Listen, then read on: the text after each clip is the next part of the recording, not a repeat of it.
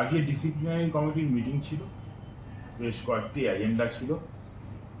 Match fixing নিয়ে কিছু complaints আমাদের কাছে এসেছে, সেই বিষয়ে দুটো ক্লাবকে ডাকা হয়েছিল এবং যার জন্য আমার মনে হয় আপনারা সবাই এসেছে। সুরুচি সংঘের হেড কোচ রঞ্জন ভট্টাচার্যকেও আজকে আমরা শোকজ করে ডেকেছিলাম তার কিছু মিডিয়ায় বক্তব্য নিয়ে। ডিসিপ্লিনারি কমিটি বসে সব বক্তব্য শোনে ওনাদের এবং এটা নিয়ে আলোচনা হয়। ডিসিপ্লিনারি কমিটি যেটা ডিসাইড করেছে হলো রঞ্জন ভট্টাচার্য অত্যন্ত প্রমিসিং একজন কোচ, ভালো ম্যাচ খেলছে তার টিম, আগের বছরও ভালো করেছে এবং অতীতে উনি বাংলার কোচও ছিলেন। উনি এখানে এসে জানান যে উনি উত্তেজনার বশে কিছু অমার্জিত ভাষার ব্যবহার করে ফেলেছেন এবং তার জন্য দুঃখ প্রকাশ করেন। ডিসিপ্লিনারি কমিটি যেটা ডিসাইড করেছে হলো যে ওনাকে, যেহেতু মিডিয়ায় উনি স্টেটমেন্ট দিয়েছিলেন, ওনাকে প্রেস কনফারেন্স করে সব মিডিয়ার সামনে আনকন্ডিশনাল অ্যাপোলজি চাইতে হবে এবং দুটো ম্যাচ উনি সাসপেন্ডেড থাকবেন এই ধরনের আইএফএকে অবমাননা করে বক্তব্য রাখার জন্য। আর যদি প্রেস কনফারেন্স করে উনি আনকন্ডিশনাল অ্যাপোলজি না চান, সেক্ষেত্রে রেস্ট অফ দ্য সিজনের জন্য উনি সাসপেন্ডেড হন। একটি চিঠি দিয়েছে, দিয়ে জানিয়েছে যে ওনাদের সেক্রেটারির কয়েকদিন আগেই একটা অস্ত্রোপচার হয়েছে এবং ডাক্তার বাড়ি থেকে বেরোতে বারণ করেছেন, কমপ্লিট বেড রেস্টে থাকতে বলেছেন এবং ওদের আজকে একটা ম্যাচ ছিল যার জন্য অন্য কর্মকর্তাও কেউ আসতে পারেনি। ওনারা রিকোয়েস্ট করেছে যে মিটিংয়ে আরেকবার সুযোগ দেওয়ার জন্য, সেদিন ওনারা উপস্থিত থাকবেন এবং থেকে ওনাদের বক্তব্য ওনারা রাখবেন, সেটা ডিসিপ্লিনারি কমিটি তারপরে শুনে যেটা যথাযথ মনে করবে সেটা। আপনাকে জানানোর দরকার নেই, যার দরকার সে জেনে নেবে উনি কি করতে পারেন, উনি কি করবেন এবং সেটা নিয়ে কি হবে।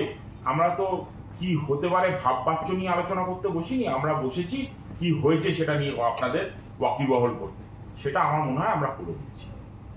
না না, পরবর্তী কি স্টেপ আছে এখানে? তো পরবর্তী স্টেপ শোন, আমরা কেউ ভবিষ্যৎ দোষটা নই, যেরকম অবস্থা ব্যবস্থা ও তো ক্লিয়ার করে বলে দিয়েছে।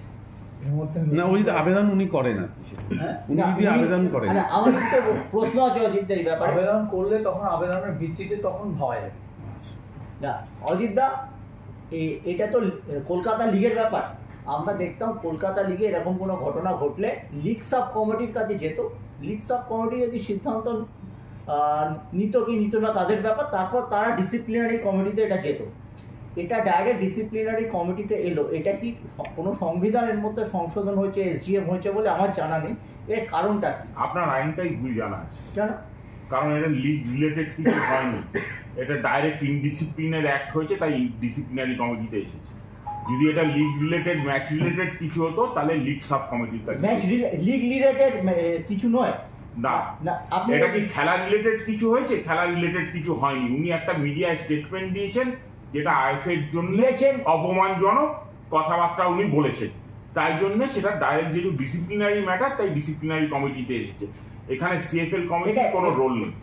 আমরা চিঠি দিয়ে জানাবো, জানিয়ে ইমিডিয়েট এফেক্টে এটা চাই। আর ওয়ারির থেকে এসেছিল ইন্দ্রনাথ পাল, উনি ওনার ক্লাবের যে ম্যাচ ফিক্সিং এর কমপ্লেন আমাদের কাছে এসেছে সেটা আমরা জানিয়েছি এবং ওনাদের অন্য ক্লাবের কর্মীদের যাদের নাম উঠে এসেছে ম্যাচ ফিক্সিং নিয়ে, তাদেরকে নিয়ে আবার নেক্সট মিটিং ডাকা হবে এবং সেখানে সবার বক্তব্য শোনা হবে। কর্মী প্লেয়ার যাদের নাম এসেছে এই ব্যাপারে আলোচনার মধ্যে, তাদের সবার বক্তব্য শোনা হবে, শুনে জানা হবে যে কি হয়েছে এবং এই ব্যাপারে ওদের ক্লাবের তরফ থেকে কি পদক্ষেপ হবে সেটাও আমরা জানতে চেয়েছি, যে কি পদক্ষেপ এখন অবধি ওনারা নিয়েছেন। আর যদি দেখা যায় যে ক্লাব গিল্টি তাহলে ক্লাবের এগেনস্টে অ্যাকশন হবে। যদি দেখা যায় যে কর্মকর্তা বা কোনো কর্মী বা কোনো প্লেয়ার গিল্টি, তাহলে তাদের এগেনস্টে আমরা ডিসিপ্লিনারি অ্যাকশন নেব।